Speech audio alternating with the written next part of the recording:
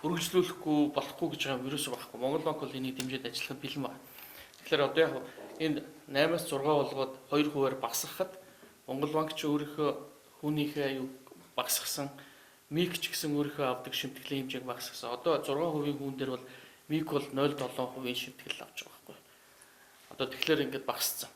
За одоо 8-ыг 6 болгоод ирэхлээр энэ 2% хүний зөрүү нь хэний одоо нуруунд дээр ирэх үү гэхээр бас л яг адилхан Арилжааны банк Монгол банкны нуруунд дээр ирэх байхгүй. Яг тэгвэл одоо олгож байгаа зээл маань 6% олгоход Монгол банк 60%-ийг гаргаад банк 40%-ийг гаргаж ирсэн. Одоо сая ингээд мөнгөний бодлого хатуураад хүү өсөд эхэлсэн чинь хадгаламжийн хүүж өсөд эхэлсэн чинь банкны хувьд бол өөрөө их усүрийг гаргаж чадхаа болчлоо гэдгээр одоо харьцаа нь 20-80 болчихсон байна. Одоо энэ 20-80-аараа бол ингээд цаашаа үргэлжлээд явах байх л та. Тэгэхээр ингээд явж байгаа нөхцөлд бол тэр 80%-ийг гаргасан Монгол банк 20%-ийг гаргаж байгаа банк гэднээс бол өөрсдөө хүүгөө буулгах бол. Тэгэхээр банкн дээр ч хүний алдагдлын зөрүү орж ирнэ. Монгол банкн дээр ч хүний алдагдлын зөрүү орж ирэх байхгүй. Алдагдал гэж.